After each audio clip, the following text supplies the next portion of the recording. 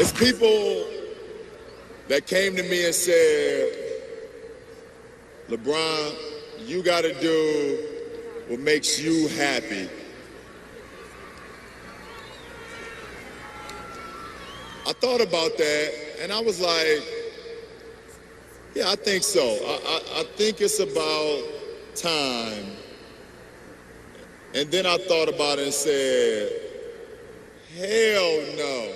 I'ma do what makes my city and my state happy. And that's why I came back. I love you. I'm back. Mic drop. That was at the University of Akron over the weekend. King James seems adamant he's staying home. Shannon, were you surprised that LeBron decided to go back to Cleveland? I was shocked. And Skip, I've heard you say so many times how big a fan and how much you love Michael Jordan. That's how much I love LeBron James. Considering what Daniel Gilbert said about LeBron in his leaving, how he called him classless, how he said he quit, how he called him disloyal, self-anointed king, and seeing how outspoken LeBron was when it was revealed what Donald Sterling said. So I'm thinking to myself, and I think a lot of people were thinking, if Daniel Gilbert can take pen to paper and email this out, what did he say about LeBron in private that didn't get out? In the process of him going back, I tweeted, LeBron James is a bigger man than I can ever be. Because as an athlete, all you can hang your hat on, Stephen A. and Skip, is that I gave it everything I had every time I went out there in my arena or on the field. And if somebody says, you can call me classless, you can call me dishonest, you can call me disloyal, you can say I'm obnoxious, but don't say I quit. Because if you said I quit, not only did you say I quit on you, but I quit on my teammates. Yep. I always tell guys, I say, you play for three things. And if you play for them in this order, success, fame, adulation will come. You play for your teammates' respect. You play for your coach's trust. And you play for the fans' appreciation. If you do those things in that order, money, fame, adulation, praise will come. He said he wanted to go back and be in his community.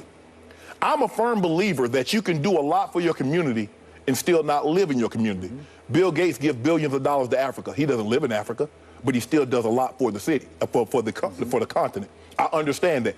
But it means something to him to be in Akron, to raise his family in Akron. It means something for the state of Ohio that he got an opportunity to come back. And so because he's happy, I'm extremely happy.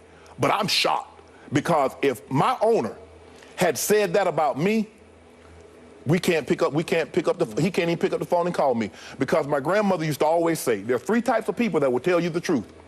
Kids, drunks, and angry people. And maybe two of the three, he was absolutely. He was angry, and he was very childish. Now, I don't want to get into speculation or innuendo about whether or not he was drinking that night, but he was probably two of the three, Skip. You buying? No. I understand where you're coming from. You know, I don't blame anybody for thinking the way that you're thinking. My attitude is that I would not have forgiven Dan Gilbert either. To say that I quit, to call me classless, and some of the things that he said, it would have been very difficult for me to let that go. Dan Gilbert's a grown man. He does a lot of great things in the city of Detroit, state of Michigan, which is, you know, where he's connected to. There's a lot of people out there that will speak to his philanthropy, his generosity, his business savviness, etc. But in this particular instance, he came along as incredibly petulant, vindictive, and vicious, because what he said about LeBron was clearly beyond the pale. With that being said, let's give LeBron credit for being accountable, because the one thing that I don't believe he mentioned in deciding to go back to Cleveland, talking about the love for the city and, you know, himself, his family, et cetera, LeBron left out the part about him feeling the need to be culpable, maybe. LeBron James was not just paid what he was paid, and he earned every penny, and he was worth more than he was getting paid, but the CBA wouldn't allow him to get so much. But Dan Gilbert did extend himself. The practice facility near the home in Akron, the level of carte blanche treatment he gave to LeBron and his inner circle. There were things that he did to extend himself that he deserved a simple phone call if you're leaving him. He didn't deserve, as much as I have criticized Dan Gilbert, and I stand by every critical word I've said about him, he didn't deserve to find out that you were going to South Beach on television like everybody else. And when you do something like that, sometimes, you know, you might have initiated, you know, his reaction.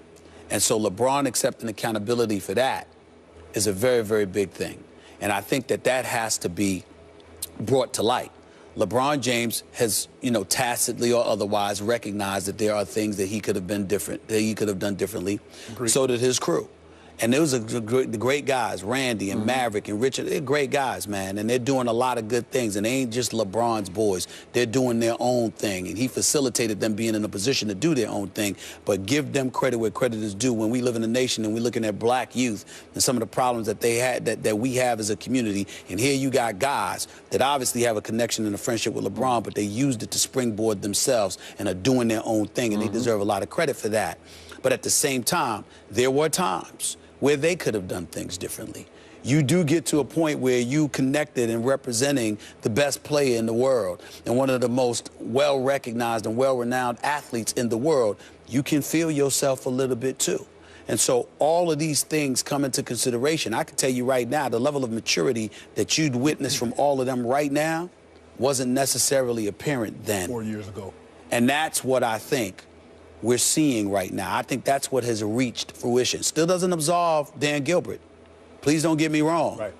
But it's not about him.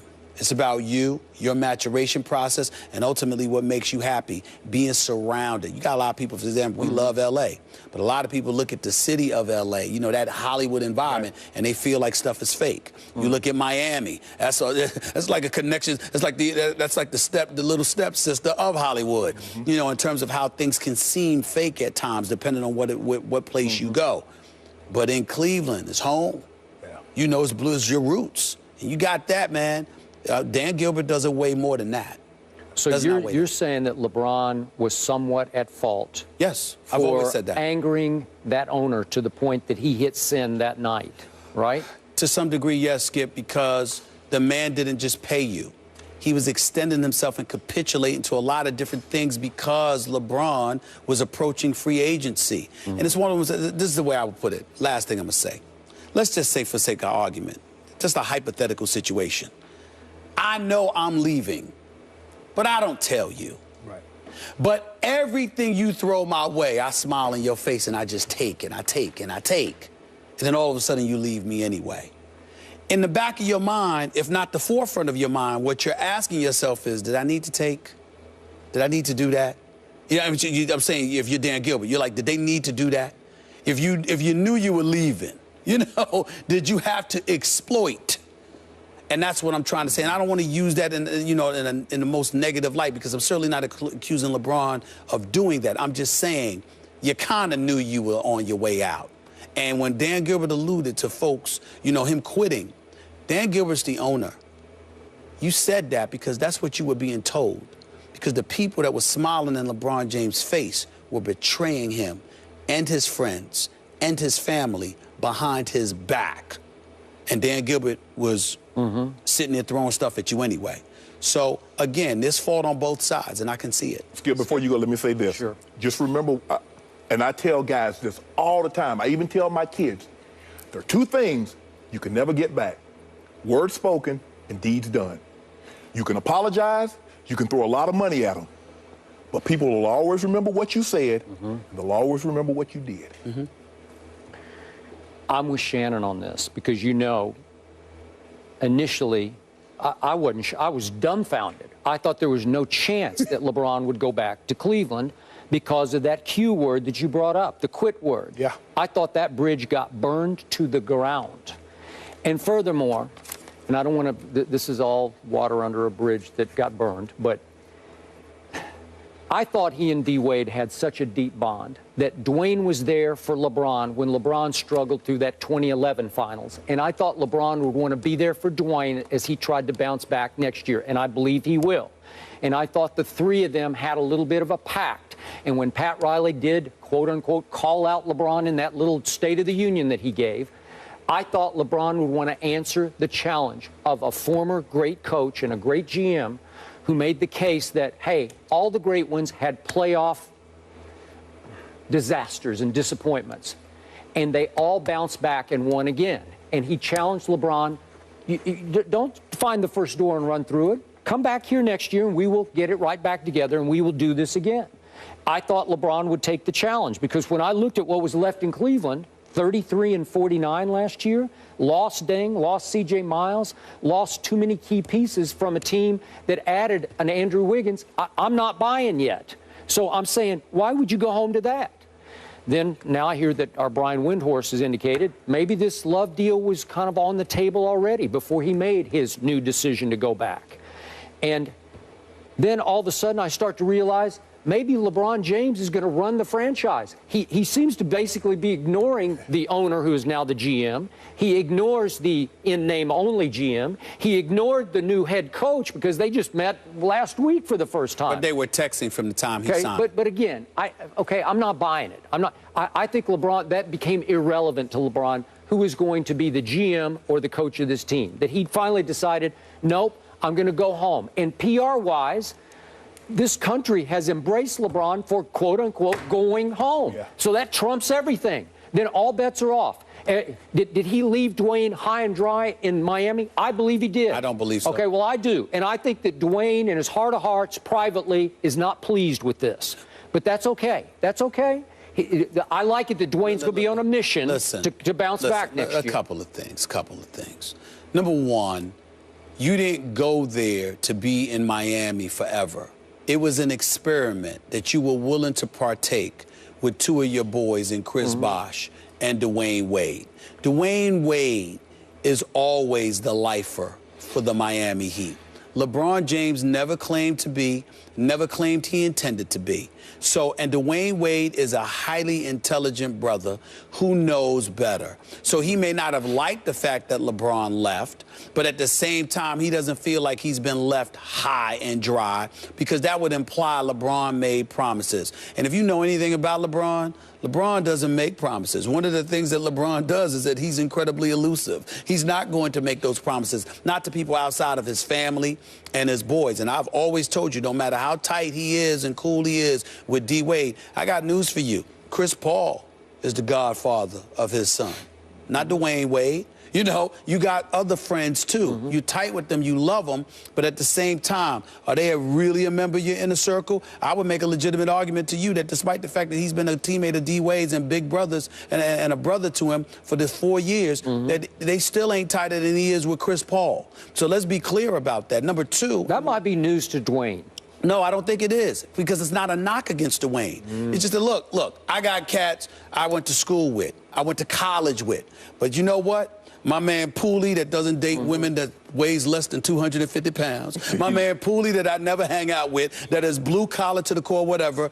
I don't care if I see him once a year. There will never in life be a greater friend to me than my boy Pooley. But that doesn't mean I don't love other people, that we ain't tight, that we don't hang out with, but they ain't Pooley. And I never hang with Pooley, because no one will ever eclipse Pooley.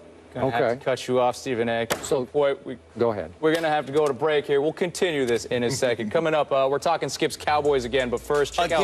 Again? First, though, we got a 15-second Instagram debate on the expectations in Big D. Check it out. These Dallas Cowboys stink. It's just that simple. I have finally had enough. I think that my offensive line just might be the best offensive line in the entire league. But I'm telling you, their defense is horrid. It's embarrassing.